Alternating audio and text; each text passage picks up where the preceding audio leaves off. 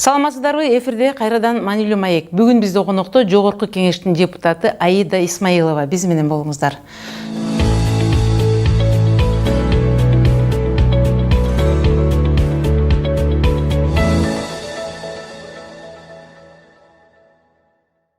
Саламатсызбы Айдайым, студиябызга кош келиптирсиз.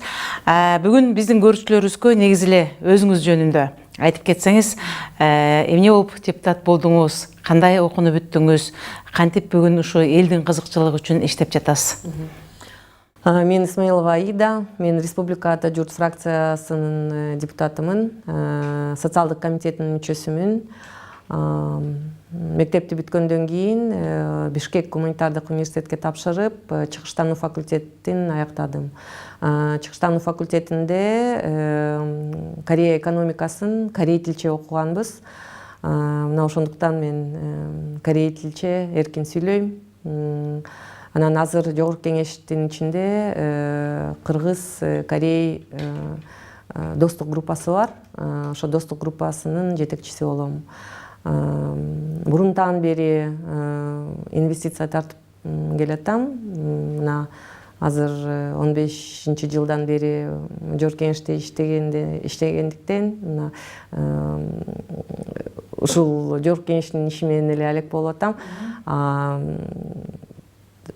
На уровне мындай мамлекеттин уровнинде азыр ошо Жогорку Кеңеште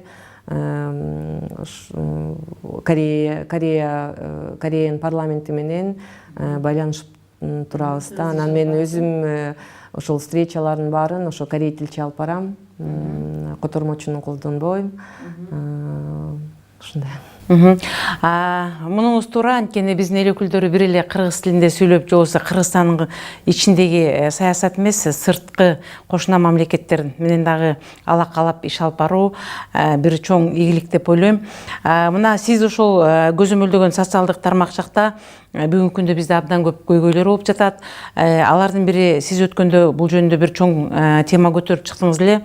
Бизде Центр Петрушевский деген балдар үйү бар. Ал жерде деген кароосуз калган балдар көбүнчө тарыяланат. Өткөндө 8 баланын көчөдө калып калгандыгы жөнүндө айтылды эле. Алардын тагдыры эмне болду? Ошол бул маселенин дагы бул аябай эле чоң көйгөй. Бул көйгөй жөнүндө мен биздин комитетте айтып кеткенмин. Мына жайында мага бир нече киши кайрылышты. Ошол бир 8 бала эшикте калышты депчи. Эшикте дагы укташат экен. Анан тамактануу жер дагы жок болуп, тамак аш жок болуп калып, колдоруна эмне тийсе жеп, акчалары деле жок экен. Ошентип кайрылышканда анан өз көзүм менен көрөйүн деп барып, ошо балдарды бирөөлөр аркылуу же байланыша албайбыз, анткени телефондору дагы жок да. Анан бирөөлөр аркылуу балдарды чакырып, өз көзүм менен көрүп балдарды өзүм сүйлөштүм да. Анан буларды ошол Петрушевский бул мындай реабилитационный центр болуп эсептелет да. Анан ошол жерде текшерүү болуптур. Текшерүүнүн негизинде ошо бир нече ошо 8 баланы тышка чыгарып ийишиптир да. Бул жерде аябай эле туура эмес иш болду. Анткени ошол реабилитационный центрден чыгаргандан кийин ошол чыгарган кишилер бизде бир центр опеки попечительства деген бар да. Ошол жерге маалымат бериш керек болчу. Анан центр опеки попечительства өз ишин, өз иш-чарасын алып барыш керек болчу да. Анан андай болгон жок. Ошондуктан аны убагында билдирсе мүмкүн балдар көчөдө калмак эмес. Ооба. Ошондой болуш керек да. Бул жерде мына 17ге чыкпаган балдар деле көп экен да. Мына канча бир 10 жашпы, 9 жаш, анан ошондой балдар деле бар экен да. Анан буларды кандай эшикке чыгарып ийип, же колунда эчтекеси жок, же акчасы жок, же тамагы жок болуп, анан ошентип булар эшикке жашап калышыптыр. Анан ошол жерден эле уже түн кирип кетти. Мен баргандан кийинчи анан сразу эле жанакы соцзащитанын замминистрине чалдым. Чалып, анан алар бат-баттан эле неметип ошо общежитияга эле калтырдык ал балдарды. общежитияга калтырдык. Анан мэрия ошо боюнча комиссия түзмөк да. Ошол көйгөй боюнча мен комитетке ошол көйгөйдү да комитетке чыгарганмын. Комитеттен талкуулап, анан ошол мэриянын комиссиясына мен кирмекмин, бирок эч маалымат жок. Мага эч ким же чалган жок, же кагаз жиберген жок. Анан эми өзүм барып кайта көрөм да. Тагдыры белгисиз, бүгүнкү чейин. Бирок бул жерде мына биз мындай разовый эле помощь кылдык да, биз балдарды кайта эле ичине киргизип койдук. Бирок чоң аябай провал, вакуум бар да биздин мыйзамда. Анткени бул балдар, бул 17 жаштан кийин балдарды чыгарып эткен. Жалпы мына детдомдордон эшикке чыгарып, анан мындай ошол балдардын келечегин мындай регулировать эткен, контролдогон мыйзам жок болуп атат. Алар өз алдынча тамактап жей албаса, кесиктери жок болсо, андан кийин анан урлукка барат, ошентип кылмышка барат. Мындай орусча айтканда неприспособленный балдар да буларчы. Анан мыйзам жок болгондуктан ушундай балдар аябай кыйынчылык көрүшөт. Анан ошол мыйзам боюнча мен ошол мыйзамды биздин созыв бүткөнчө ошол мыйзамды чыгарайын деп атам. Азыр ошо юристтер менен чогулуп иштеп атабыз. Анан азыр эми көрөбүз го бул мына мэриянын комиссиясынын жыйынтыгы кандай чыгар экенинчи. Ошо сиз даярдап жаткан мыйзамдын ичинде биздин жанакы балдар үйүнөн 18ге чыккандан кийин чыгарылып кароосуз калган балдардын тагдыры жөнүндө дагы бар, механизм, бүт немелердин баары ичине кирет. Анан бул мыйзамды жогорку кеңешке алып биз, мен ойлойм, бир ай, 2 айдан кийин уже кирип калат депчи. Бирок анын ортосунда жанакы общественное слушание деген бар. Бул аябай эле мындай щепетильный көйгөй да. Анан ошо боюнча биз балдар менен дагы көп жолу жолугушуп сүйлөшүбүз. Иш алып барып жатасыздар, Анан ошондой иш-чаралар аябай көп да. Дагы бир ошол футбол талаасында дарбаза жыгылып каза болуп калган 11 жашар баланын тагдыры дагы сиз көтөрүп чыктыңыз эле. Ал баланын тагдыры бүгүн эмне болду? Ал баланын иши эмне болду? Бул баланын аты Айсаев Алан, 11 жаштагы бала болчу. Ошо воротанын астында кайтыш болуп калыптыр бул балачы. Мен эне катары апасы менен жолуктум, ата-энеси менен жолугуп, бул кичүү бала экен. Апасы айтат, ошо мен койнумда жатчу, аябай неме жакшы окуучу, акылдуу бала болчу деп. Акылдуу бала болчу. Өзү дагы мындай сыртынан дагы аябай татынакай бала экен да. Анан бул апасын аябай мен түшүнөм. Келип аябай эле ыйлай берет да, болмосочу. Анан эч кимге каалабайм да ушундайдычы. Анан эне катары мен ушул көйгөйгө аябай эле башым менен кирип, мындай жардам берейин дедим. Ошол коопсуздуктарды ким карайт эми бүгүн ошол балдардын ошондой болгонушунда? Биз кандай иш-чара көрдүк? Биз жанакы мэрияга ошо бүт шаардагы мектептердеги бүт ошондой вороталардын баарын текшергиле деп буйрук бергенбиз да, өкмөт аркылуучу. Бирок мага мына отпискага окшогон эле документ келди да. Мындай текшердик, мындай тигиндей мындай депчи. Бирок башка өлкө, мына Россиядагы ушундай случайлар болуптур. Анан ал жерде полностью 100% наказание болуптур да. Ошо хозяин поля, анан хозяин поля жанакы ГОСТор боюнча бүт изилдөө болуптур. Анан бизде мен ойлойм ГОСТор жок деп ойлойм да. Бир канча жолу кагаз жибердик, жооп жок. Анан бул случайды как раз жанакы Ленинский РОВД ошо жерден каралган, изилдешкен. Анан мен угуп калдым, бул ишти жабып салат деп Жаап коюшту деп, ошентип угуп калдым. Анан апасы мына мага аябай эле капаланып келди да, ушундай деп айтып атышат деп. Анан прокуратурага жаздым. Прокуратурага лично генеральный прокурорго жаздым. Өз көзөмөлдөрүңүзгө алыңыз ушу ишти. Анткени тиги жерден уже приостановили. Анан в дальнейшем жаап салат деп, ишти жаап салат деп угуп атам депчи. Анан полностью ошол эле прокурорго жиберген кайрылуунун ичинде полностью бүт ошо предпринимательский деятельность, бүт жанакы футбольный полянын кайсы стандарты менен курулган, кайсы жанакы ГОСТор менен курулган, ошонун баарын изилдеп бериңиз деп ошондой өтүнгүңүз ошондой кат бүгүн жибердим. жооп келдикпи? Келди, жооп келди. Ошол эле РОДДен жана ошол следователь мындай бир наказание алыптыр. Административный наказание алыптыр, ишти туура эмес жүргүзүптүр. Ошонун баары ачыкка чыкты да. Анан азыр иш сотко келди. Обвинение было предъявлено на 2 статья менен. Анан мына сот жүрүп баштады. Андан келдим, анын калыс чечимин күтүшүбүз керек экени. Андан сырткары дагы мен өзүм лично жанакы азыр кичине убакыт жетишпей атат.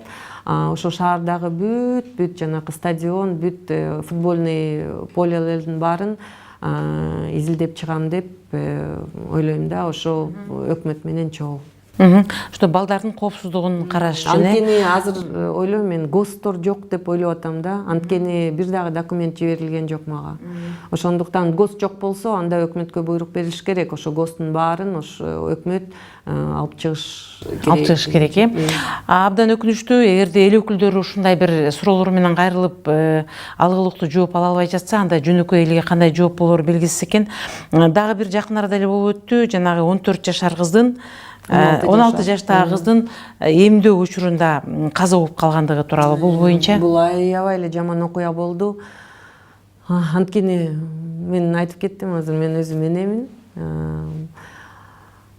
Ошол кыздын атасы менен сүйлөштүм.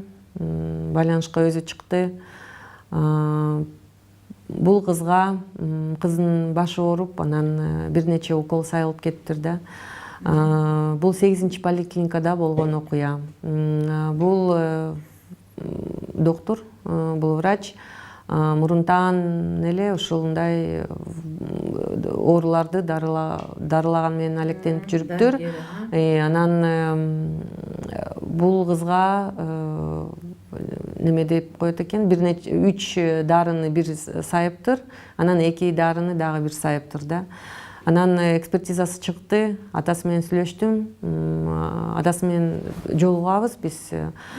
Анан бирок телефондон экспертиза чыкты, шок деп берилди деп айтып атышат. Анан мен билишимче бул кыздын денесинде бир 7 укол сайылган, 7 түрлүү уколдун составы. Кыздын жанакы бул врач средства массовой информации мындай маалымат берип атат да, инсульт болду, тигиндей мындай деп, бирок жок. Кыз была здорова деп жазылып атат да, полностью была здорова. Кичине эле бир нече миллиметрдик кистасы бар экен да башында, бирок ал эч зыян бербеген киста экен. Ошондуктан мына ден соолукту эле мындай жакшынакай эле кызды кыз өлүп калды да. Эми ошол врачтардын айыбы же ошо ата энесинин жакшы изилдебей туруп көрүнгөн уколду сайдыртып берген ата энеде күнү кимисинде? Ата энеде эмес да, биз ооруганда докторго кайрылабыз да. Докторго кайрылып, анан мына мен айткан нерселерден сырткары бул доктор еще 10 000 сом алды деп айтып атат да атасычы. Анан ошо дары-дармек дагы ошол эле аптекадан сатып алыптыр да атасычы. Бул жана дары-дармек департаментине дагы аябай чоң суроолор бар. Анан азыр Саламаттык сактоо министрлигинде ошо комиссия жүрүп атат. Комиссия аякта элек. Ошол комиссиянын чечимин күтүп атам мен. Анан эми бул кыздын атасы менен жолугушкандан кийин ошо кээ бир материалдарды алып, анан мен биздин жанакы жумушчу тобубуз бар, саламаттык сактоо системасын изилдөө боюнча ошол биздин жумушчу тобубуз менен чогуу барып, анан чогуу ушул маселени кайта изилдейбиз. Кайра изилдеп, ошол ата энесине колдон келген жардамды көрсөтөсүздөр. Анан кийин дагы бир региондордогу негизги көйгөйлөрдүн бири Жети Үз районунун тургундары. Ошол жерде 5 айыл сизге кайрылган учур болду эле. Алардын атайын ошол бөлүнгөн жер, аларга бөлүнгөн жайытка берилген жерди Кумтөр компаниясы ошолор казып, керектен чыгарып койушкан, бирок бүгүнкү күнгө чейин алардын орду толукталбай келет деген нерселер. Бул боюнча эмне болуп чечилди? Ооба, бир канча ай болуп калды. Бул 5 айыл, Жети Үз районунун 5 айыл өкмөтү кайрылды мага. Өзлөр келип, бир эки топ киши келди го мага. Анан кайрылышып, бул жердин көйгөйү мындай. Ушул 5 айыл өкмөтүнүн жайыт жерлери казылып кетти, Кумтор казып салды, кайта кайтаруу болбойт. Анан бизде закон о недрах деген бар. Бул мыйзам боюнча ошол эле айыл өкмөттөргө бир нече каражат которуп бериши керек да, Кумторчу. Өнүктүрүү фонддары. Өнүктүрүү жок. Вообще ошо республикада бир нече кендер бар да. Анан ошол жерлерди, ошол кен иштеп ошол компаниялар иштеп аткан жерлер казылып кетсе, ошол биздин ошо мыйзам боюнча айыл өкмөттөрүнө акча которуп берилет да. Бирок Ысык Көл, Жети Үз районунда, мына жалпы Ысык Көл областында мындай болуп атат. Биздин өкмөтүбүз жанакы өнүктүрүү фондун түзүп алды да. Ошо өнүктүрүү фонд аркылуу которулат да каражатчы. Бирок мына каражаттын баары ошо өнүктүрүү фондунун ичинде эле бирдеме болуп атат да. Бир аябай кызыктуу иштер болуп атат. Анткени мен өзүм барып, өзүм ошо айыл өкмөттөрүнө чыгып, ошол айылдарды көрүп келдим. Менимче каражат жакшы берилбей атат. Бул өнүктүрүү фондуна түшкөн каражат бүгүнкү күндө ошол кыйналган, ошо жабыркаган элге жетпей эле деген маселе турат. Мына ошол эле өнүктүрүү фондуна барганмын. Бир нече ай мурун барып сүйлөшүп келдим да. Мына мурунку жетекчиси мынтип айтты: бизден кеткен жок, бизден мурун 2 байкоочу кеңешибиз бар, андан мурун акимият бар деп. Анан менин мындай оюм пайда болду да, ошол бул аябай эле бир схема болуп атат депчи. Эми ошондуктан мына акимиятка барып, акимиятты дагы текшериш керек деп ойлойм да. Анан азыр мен жасап аткан ишим ушул көйгөй боюнча бул жанакы өнүктүрүү фондунун каражатын кайта кароо боюнча, кайта бөлүштүрүү боюнча механизмдерди кайта карап атам да. Жаңы механизмдер болуш керек. Анткени мына жыл сайын 1,5 миллиардтай сом берилип атат. 8 жыл, уже 9-njу жылы кетти да. Анан бул аябай эле чоң акча да. Бул акчага, бул каражатка өзүнчө эле Лас-Вегас бир эле Жети Үз районунун эмес, Ысык Көл областын гүлдөтүп жибергенге мүмкүнчүлүк болгон. Ал акчанын кайда кетип жатат анда бүгүнкү күндө? Ошол белгисиз болуп атат. Мына азыр счетный палатадан талап кылдым. Ошо счетный палатанын отчетун окуп көрөм. Мына 16-жылкы счетный палатанын отчетун окугандан кийин аябай эле шок болдум да. Мындай кереги жок нерселерге кетет экен да ал акчачы. Анан ошондуктан мына жаңы механизмдерди чыгаруу боюнча азыр иш чара көрүп ошону иштеп жатасыңар, бир кезде ошол сиз бүгүн ошол тармактын көзөмөлдөө жагында экенсиз. Мына саламаттыкты сактоо тармагында көп көйгөйлөрдү сиз көтөрүп чыгып айттыңыз эле. Ошол учурда Талант Батыралиев кызматтан кетсе эле баардык ордуна туруп, баардыгы жакшы болуп калчудай сезилди. Ага карабастан бүгүнкү күндө саламаттык сактоо тармагында көп өзгөрүүлөр байкалбай эле. Сиздин пикириңиз кандай? Мен жана өйдө айтып кеткен тиги жумушчу тобубуз бар. Ошо жумушчу тобубуз менен 2 жылдай иштедик го. Бирок коррупционный схемаларды, бир нече коррупционный схема чыгардык. Ал коррупционный схемаларды биз өзүбүз эле бүт иликтөөнү жүргүзүп, анан мындай чечим, решенияны комитеттен карап, комитеттин решениясы менен биз өкмөткө жибергенбиз. Өкмөттөн азырынча жооп жок. Бул биз алып чыккан жанакы коррупционный схемалар боюнча эмне кандай иш чара көрүлдү экен, ошону билгибиз келип жатат, бирок азырынча жооп жок.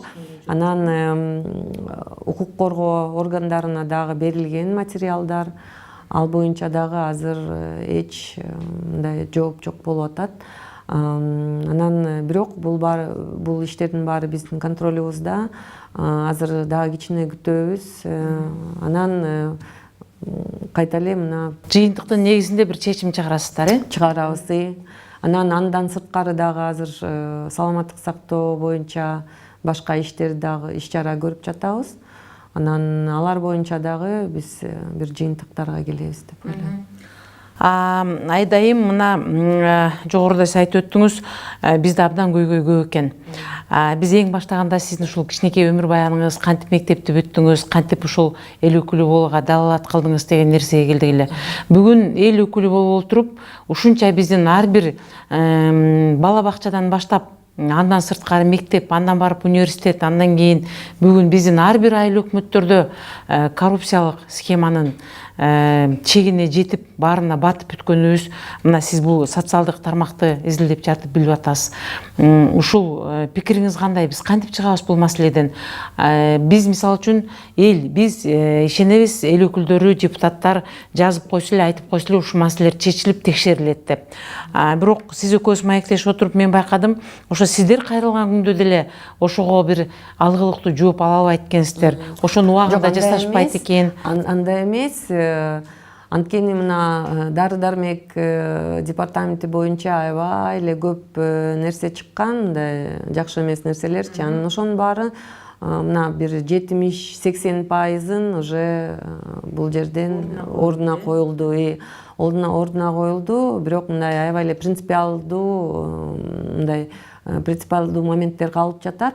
Мен ойлойм, мына жакын арада ал ошол көйгөйлөр деле чечилет деп ойлойм. Анан мына кичинеден чечилип атат. Дагы бир айтып кетерим, мына жана айтып кетпедибизби, тиги Жети Көз районундагы тиги айылдарда мындай каражат жакшы берилбейт, анан көйгөйлөрү көп депчи. Ошол айылдарды дагы мен өз көзөмөлдөмө алдым. Мына Липинка айылына таза суу чыгарганга жардам берип атабыз. Азыр мына жакын арада уже таза сууну чыгарып беребиз деп ойлойм. Мына уже чыгарылып атат да. Анан дагы бир нече айылдардын көйгөйү боюнча азыр иш чара жүрүлүп атат. Мына жакын арада уже жыйынтыктары чыгып баштайт. Анан дагы мына кошуп кетерим, мына мурдагы күнү мына бизде жилищное строительство деген бар го. Анан ошо үйлөрдү строительный компаниялар курушат экен, бирок мына дольщиктери бар экен да. Ошо дольщиктер бул алдын ала акчасын берип коюп, анан үйдүн бүтүшүн күткөндөр. Анан ошо дольщиктер менен мындай дольщиктер уже бир нече миң киши болуп кетиптир да. Булар уже коркутуп атышат, биз мындай митингге чыгабыз, нааразы болуп атабыз, нааразычылыгыбыз көп. Ушундай сөздөрдү айтса деле мындай эч жыйынтык болбой атат да. Анан мына депутаттар чыксын деп мен жолуктум. Жолугуп сүйлөштүм да. Действительно булар аябай эле мындай начар ситуацияда калып атышат да. Жардам берер эч кимиси жок же мыйзам жок.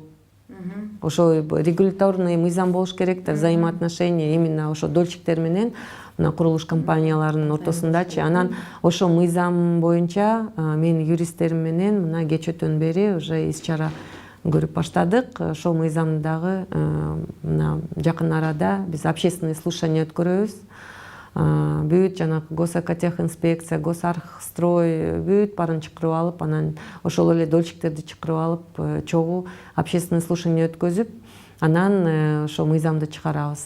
Мыйзам жок экен бизде. Мындан келди ошол жанагы алдын ала акчасын берип, андан кийин курулуш бүткөндөн үй аласыңар деген биздин жарандарга дагы бир атайын өзүнчө мыйзам иштеп чыгып, анан ошонун негизинде жардам бериш керек экен. Мыйзамдын жоктугунан пайдаланып, кээ бир учурда ошолор 10 жылдап, 15 жылдап акчасын берип коюп, бирок үй ала албай жүргөн жарандарыбыз абдан көп экен. Маегиңизге чоң рахмат. Айдайым, бул биздин социалдык тармак абдан эле бүгүнкү күндө абалы бир топ оор экени бир эле бүгүн сиз айтып отурган маектен эмес, ага чейинки социалдык тармакта болгон негиздердин жыйынтыгы менен да келип отурат.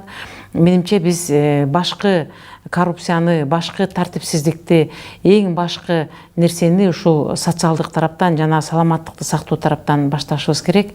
Анткени бүгүн бизде ден соолугу таза инсандарыбыз болсо, мамлекетибиз дагы өсүп өнөт деген ойдобуз. Ооба, мен да кичине кошуп кетейин.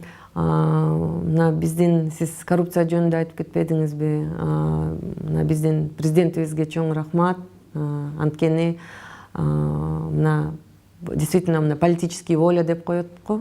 Ошол коррупция менен коррупцияга каршылык үчүн мына көргөзүш үчүн мына политический воля керек болчу да бизгечи. Мына ошо политический воля азыр бар. Мына ошондуктан коррупция кичине деп жоюп баштады деп айта алам.